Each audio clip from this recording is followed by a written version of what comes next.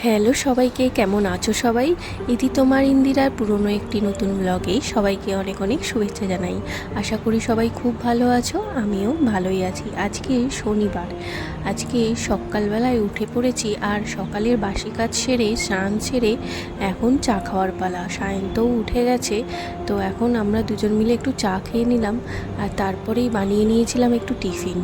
সেরকম কিছু না, একটু পাউরুটি সেঁকে খেয়ে নিয়েছি।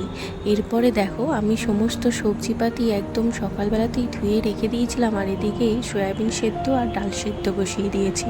আর এদিকে দেখো সমস্তটা কেটে রেখে দিয়েছি। তো আজকে বানাবো একটু অনেক রকমের আইটেম। আজকে যেহেতু নিরামিষ, ওই জন্য 2 রকমের আইটেম বানাবো, একবারে রাতের রান্নাটাও করে রাখবো।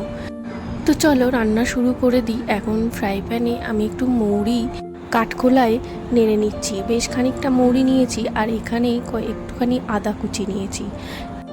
তো এখানে এগুলোকে একটু অর্ধেক থেতো করে নেব, খুব বেশি মিহি না, মিহি হবেও না সেরকম, অর্ধেক থেতো করে নেব। একটু গরম থাকতে থাকতে করে নিলাম যাতে মোটামুটি একটু ভালো হয় থেতোটা। যাই হোক, চলো ফ্রাই প্যানে আবার একটু সর্ষের তেল দিলাম আর একটা দিয়ে দিলাম শুকনো লঙ্কা। খুব ভালো করে শুকনো লঙ্কাটাকে ভেজে নেব। ভেজে নেওয়ার পর আমি যে মৌরি আর আদাটা থেতো করেছিলাম সেটা তেলের মধ্যে দিয়ে একটু ভালো করে নেড়ে চেড়ে নেব। খুব বেশি ভাজবো না, বেশি ভাজলে আবার পুড়ে যেতে পারে। তো তারপরে দেখো ডালটা দিয়ে দিলাম, যে ডালটা আমি সেদ্ধ করেছিলাম, ডালের মধ্যে নুন দিয়েই ডালটা সেদ্ধ করেছিলাম। তো তারপরে বাকিটা করে নিলাম। তো চলো ওদিকে ডালটা ফুটুক আর এদিকে ফুলকপি যেটা বানাবো সেটার জন্য একটা পেস্ট তৈরি করে নিই।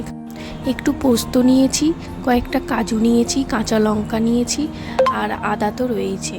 তারপরে সমস্তটা বেটে নিয়ে একটু সামান্য জল দিয়ে খুব ভালো মতো করে বেটে নিলাম। মিহি একটা পেস্ট হয়ে গেছে। এরপরে ফ্রাই প্যানে দেখো ফুলকপিগুলো আমি একটু ভালো করে ফ্রাই করে নেব। আমি না প্রথমে ভেবেছিলাম এই ফ্রাই প্যানেই হয়তো ভাজতে ভাজতে আর একটু জল দিয়ে রাখলেই ফুলকপিগুলো সেদ্ধ হয়ে যাবে।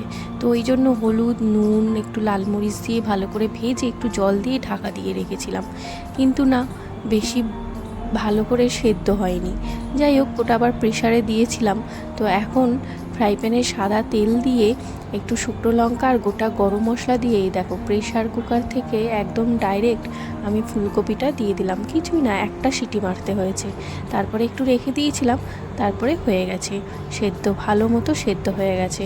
তো এরপরে আমি আবার একটু নুন, সামান্য হলুদ আর সামান্য লাল মরিচ দিয়ে ভালো করে আরও ভেজে নিয়ে এখন পেস্টটা দিয়ে দিলাম। তো খুব সুন্দর করে আমি এবার এটাকে খুব ভালো মতো ফুলকপির সাথে মিশিয়ে নেব। খুব সুন্দর লাগে এই আইটেমটা খেতে, আমার তো খুবই ভালো লাগে ফুলকপির এই আইটেমটা খেতে। যাই হোক, চলো এরপরে আবারও সামান্য জল দিয়ে দিলাম, মিক্সির কৌটো ধোয়া জলটা। তারপরে আবার এখন ঢাকা দিয়ে রেখে দেবো বেশ খানিকক্ষণ, বা প্রায় 15 থেকে 20 মিনিট পর আমি খুব ভালো মতো করে দেখো সেদ্ধও হয়ে গেছে। আর সেদ্ধ তো করেই নিয়েছিলাম, খুব ভালো মতো একটা স্মেলও ছেড়েছে, বেশ ভালো লাগে। তারপরে একটু তোমরা ফ্রেশ ক্রিম থাকলে অ্যাভেলেবেল দিতে পারো, আমি একটু দুধ দিয়েছিলাম।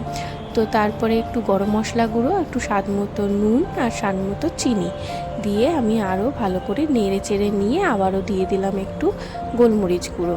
ঝালটা যে যেমন খাবে সেরকম দিয়ে দিতে পারো। তোমরা গোলমরিচ গুঁড়োটা অ্যাভয়েড করতে পারো, যেহেতু কাঁচা লঙ্কা বেটে দিয়েছি আর যেহেতু আমার গোলমরিচের ফ্লেভারটা, ঝালটা বেশ ভালো লাগে, ওই জন্য একটু দিয়ে দিলাম। তারপর নেড়ে চেড়ে নিয়ে দেখো নামিয়ে নিয়েছি।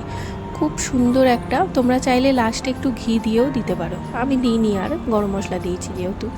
তো তারপরে দেখো আবার একটা রান্না করব, সেটা হচ্ছে টমেটো, আদা, একটু গোটা ধনে, গোটা জিরে, কয়েকটা কাঁচা লঙ্কা দিয়ে খুব ভালো মতো করে একটা মিহি পেস্ট করে নিলাম। আর সাথে আমি একটু আলু কেটে রেখেছিলাম, আর তো ওই সয়াবিনটা সেদ্ধ করেছি, তোমাদেরকে তো সেটা দেখিয়েইছি। তো চলো এখন রান্নাটা শুরু করি। ফ্রাই প্যানে একটু সর্ষের তেল দিয়ে আলুগুলোকে খুব ভালো করে ভেজে নিয়ে, আলুগুলো সেদ্ধ করিনি, কেননা এখানকার আলু মোটামুটি সেদ্ধ নর্মালি ভাজলে হয়েও যায় সেদ্ধ।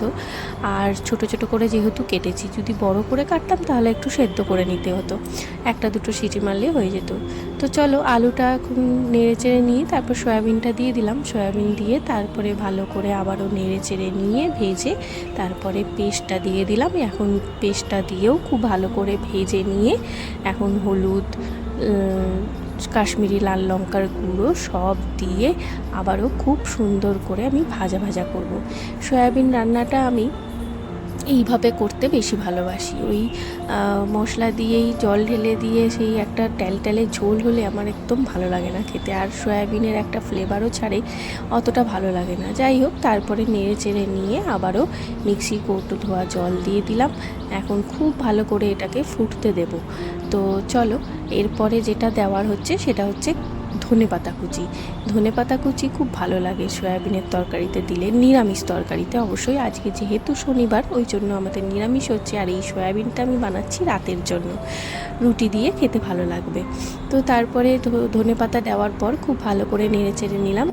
এরপর একটু চিনি, সামান্য লবণ স্বাদ মতো দিয়ে আবারও খুব ভালো করে নেড়ে চেড়ে নেব। একদম কষিয়ে যেমন মাংস রান্না করি ঠিক সেই রকমভাবে কষিয়ে রান্নাটা করছি।